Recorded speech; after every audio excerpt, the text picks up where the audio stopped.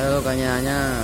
Hôm nay mình sẽ hướng dẫn mọi người cách chỉnh con máy 2 kim dì Tết Golden Well, cách chỉnh tầm và cách bắt mỏ. Bạn nào muốn xem những clip của mình về cách chỉnh tầm tất cả các loại máy thì vào link của mình _vlog nhá.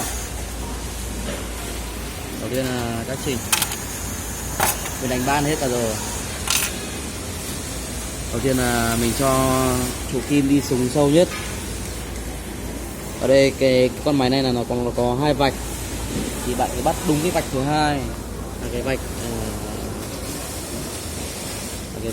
là vạch chuẩn của kim, chuẩn tầm trụ kim sâu nhất của máy 2 kim, sâu nhất. Ở đây nó hướng dẫn thằng em nó học sửa máy này luôn.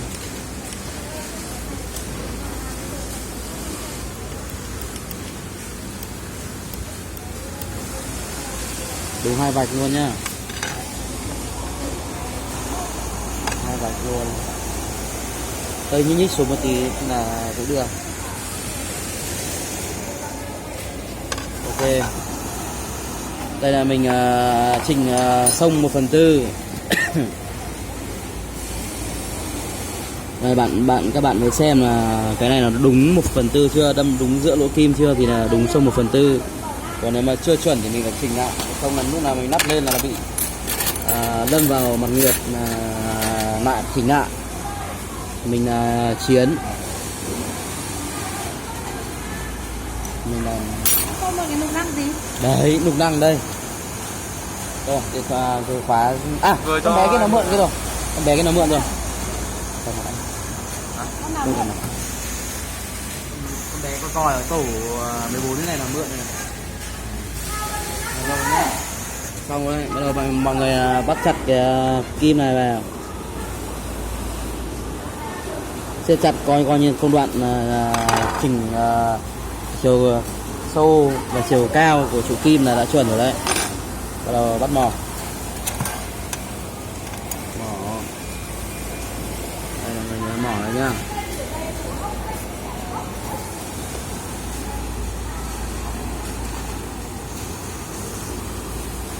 Thì em sang bên này đi, sang này đi.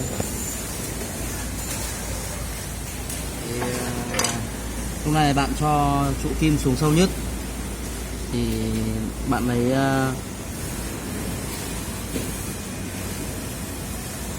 bằng lục năng 3 nhá.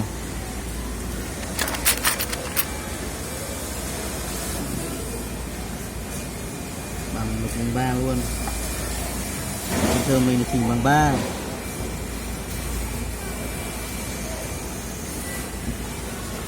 Thường mắt thường mình nhìn là 3, nhưng mà hôm nay mình sẽ lấy là bằng đúng chuẩn 3 luôn, đúng không mọi người? Không, vừa 3 đẹp luôn, không cần phải chỉnh nhiều. Bắt đầu siết ốc này vào, siết được luôn đi. Ok,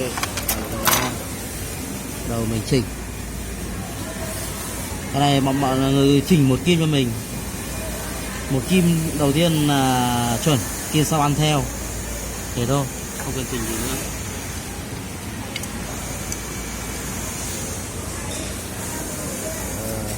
Mình có là kênh YouTube đấy, mọi người vào xem. Kênh của mình là Chiến Vlog, mọi người nhớ đăng ký kênh rồi chia sẻ với mình sẽ làm nhiều clip hơn. Mọi người nhớ là bắt bằng không luôn nhá, càng sát càng tốt, nhưng mà không được vết dây kim.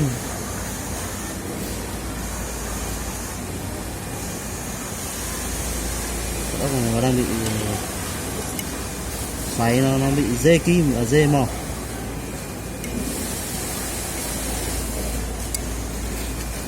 Không là bị dây mỏ này mà xoáy, nó cái mỏ nó chạy.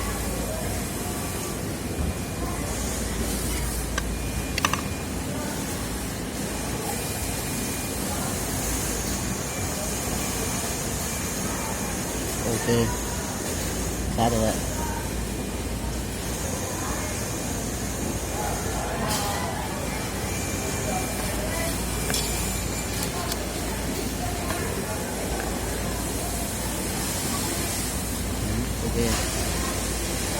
chặt vào. Đồng ý xe đốc lại không? Đồng ý sửa ốc nào. Được luôn, bắt luôn được rồi, siết luôn, siết luôn. Không cần phải chỉnh nhiều mai thì mình chỉnh nó bị lệch ốc. Em hiểu chưa? Bắt đầu mọt thứ hai. Em cho xa xa. Mọt thứ hai. Em phải cho vào đây tiếp. Đấy. Thì mình lại siết tiếp con ốc thế này.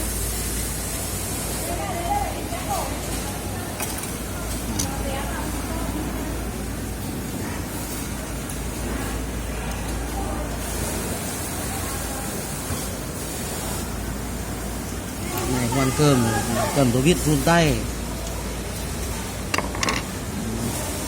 Đầu mỏ này ăn theo giống như mỏ kia. Bắt đầu bắt là chất ốc này vào.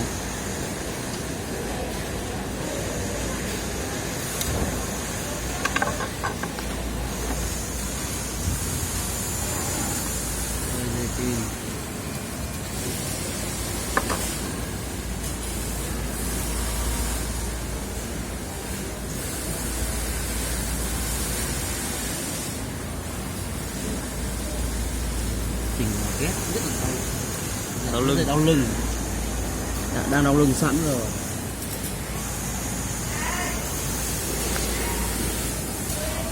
Ok.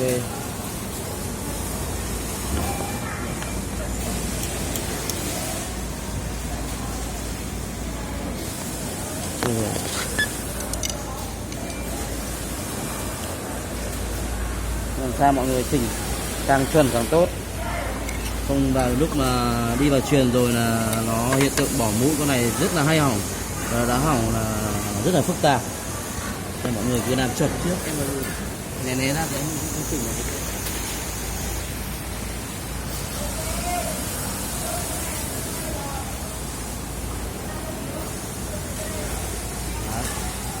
Coi như là xong rồi.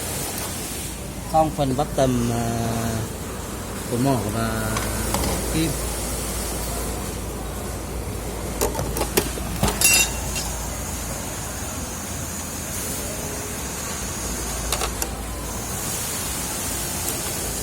Dần nhất đến này không bị cao quá.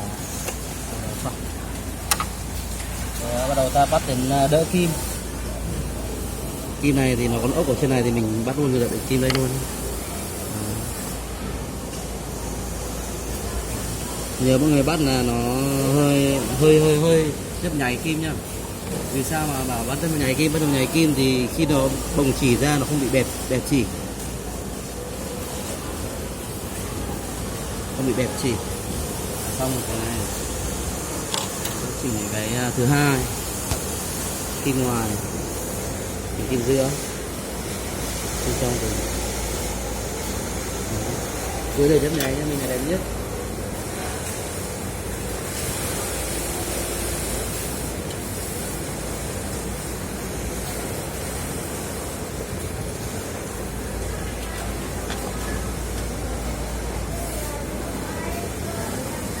Ok. Đây cái này đâu chúng ta chỉnh đến đắp xong vừa đến này cần chỉnh này mình không chỉnh được đâu, còn cái đề hợp 2 ly bóng chỉ càng tốt. Đây là hoàn thành cái vấn đề bắt tầm rồi đấy, mọi người xem.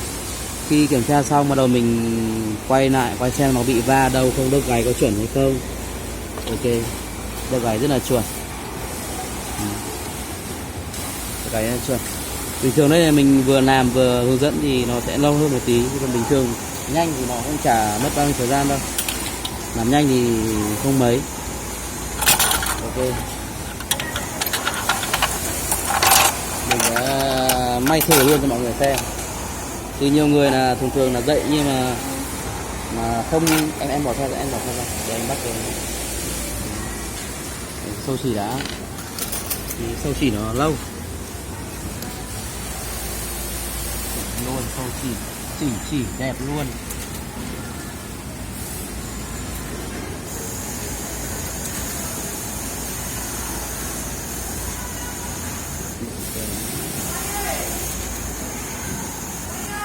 chưa có điện nhỉ?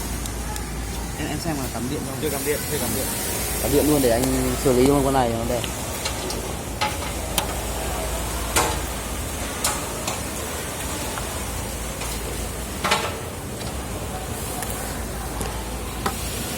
Chỉ cái gì này.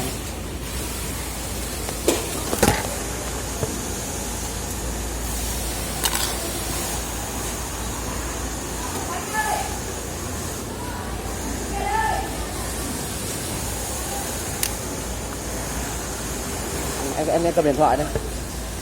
Cầm điện thoại đi. Mấy giờ? Mấy giờ nhỉ? Mấy giờ? Mấy giờ rồi? 11:04. Ôi, 1 giờ, từ giờ đi ăn cơm, mình biết rồi đi ăn cơm.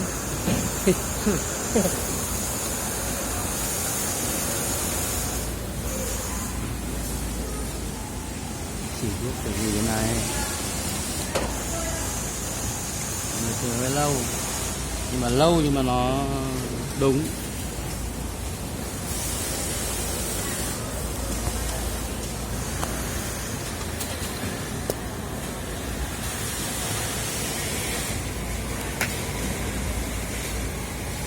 Chỉ đèn luôn. Mình muốn làm clip này để cho nhiều người đang muốn học và muốn biết thêm về cái con mày hay gì Tết này.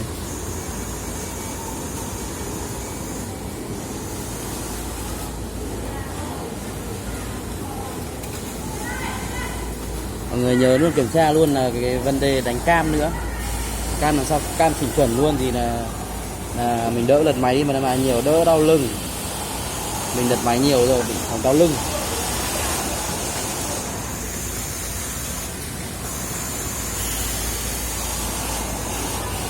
Như rõ. Đó.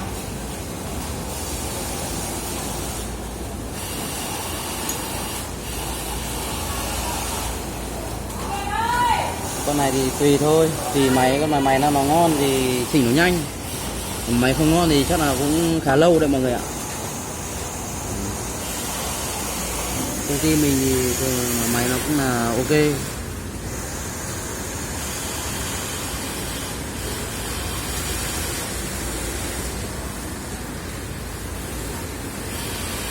Em chuẩn. Răng không sắc. Đây là mình đang chạy hàng t-shirt, vải rất là mỏng.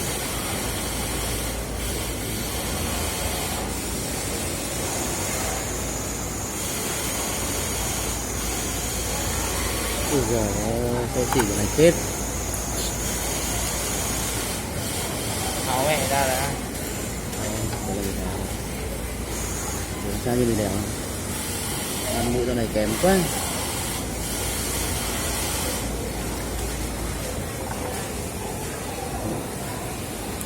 Đèn nó bóng.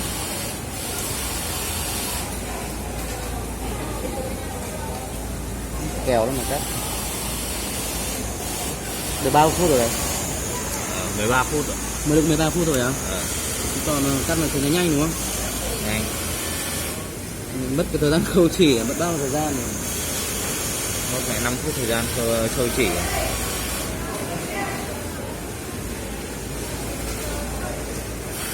Sáng chưa ăn gì ra hơi đói. Con này châu chỉ của đồng vàng ngon này.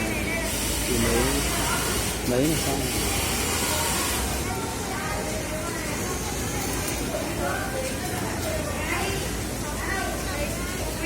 Em kiếm anh cái mảnh vải thử đấy.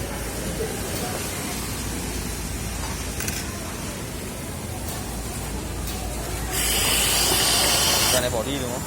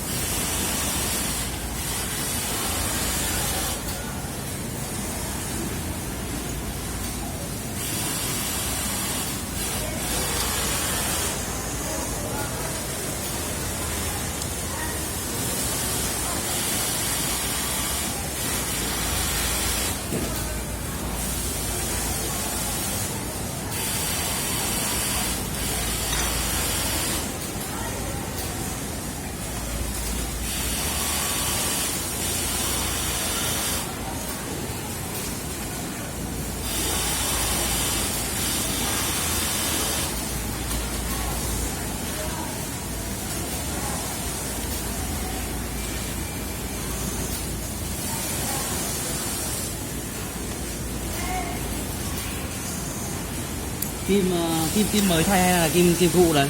Kim mới đấy. Phải nhất là kim cong. Kim cong là vô vỡ mồm.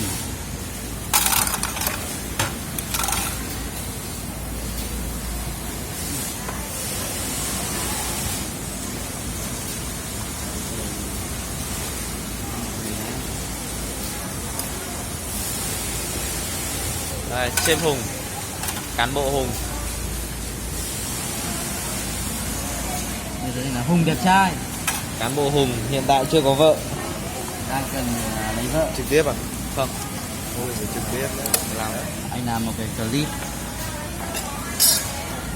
Làm để kiếm tiền thêm YouTube ấy. Kiếm tiền làm gì? Mình tạo uy tín. YouTube. Còn đấy.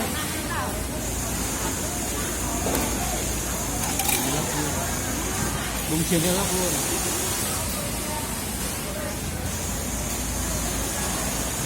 Cái hai này là phòng kim cao nhất và chỉ răng cưa là cứ mặc nguyệt cách một ly là đẹp nhất. Mọi người nhá, một ly nhá, mặt nguyệt cách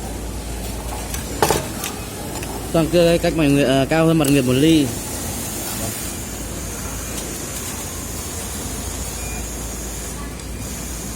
Quả này có giãn thế. Gần thử xem là có vấn đề gì không.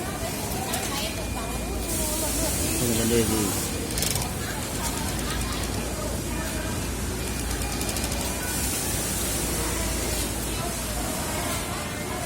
Đây là thịt tơ rồi. Đây cái thịt tơ như mình vần nhiều nên là quấn mẹ một đống đây này.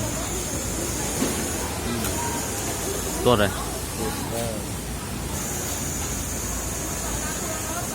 Mày điện thoại mày sao nhìn té nhìn thấy gì luôn. À.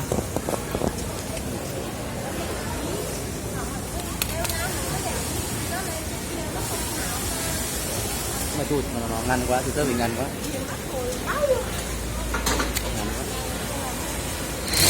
Tê giờ nó ngăn quá nó nó ăn xỉ rồi. Một cái vải khác, vải này nó không chuẩn nữa. Vải này nó bị ỉ.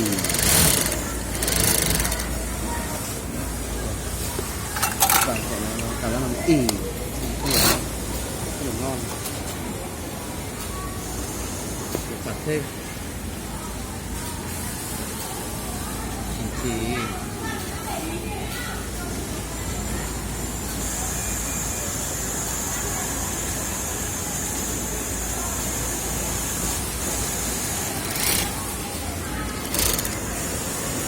được quá.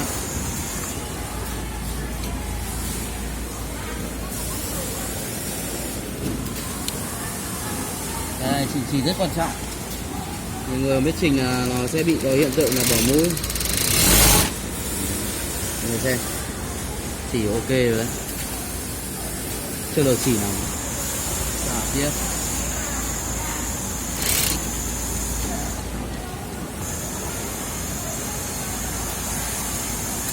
Đen rồi đấy.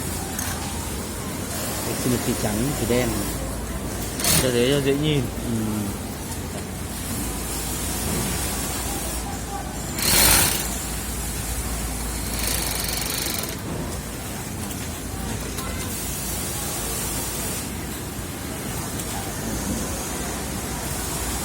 Chỉnh lại trong này này, chỉnh như là cái này nó đang bị va vào đây, nào kêu em thấy chưa? Va vào cái thành này này, đây này, thấy không? Thấy không? Đây này, thấy không? Kêu này, đúng không? Kêu này mình chỉnh lại, tháo hộp nắp mặt bò ra chỉnh lại, rồi kêu ở đây, mà không bỏ mũi nhá, khá là đẹp. Đây. Nở chỉ rất là đẹp nhá. Đây là hàng t-shirt vải rất là mỏng, không bị co rúm nhá. Thì mình chạy thêm cả cái dây viền như này nữa. Nhưng tạm thời mình chỉ làm ở đây thôi nhá. Anh em là mọi người có gì thích muốn được học nữa thì các cái bài về chỉnh cái máy vắt sổ, trần đè rồi can sai thì mình bắt đầu mới làm thôi, thì mình mới làm được một con can sai và một con xịt tết. Ở đây mình chỉnh thêm vài con nữa. Đây là công ty của mình rất là rộng. rất là nhiều. Nhiều em xinh tươi. Đấy rồi nhá. Bye bye.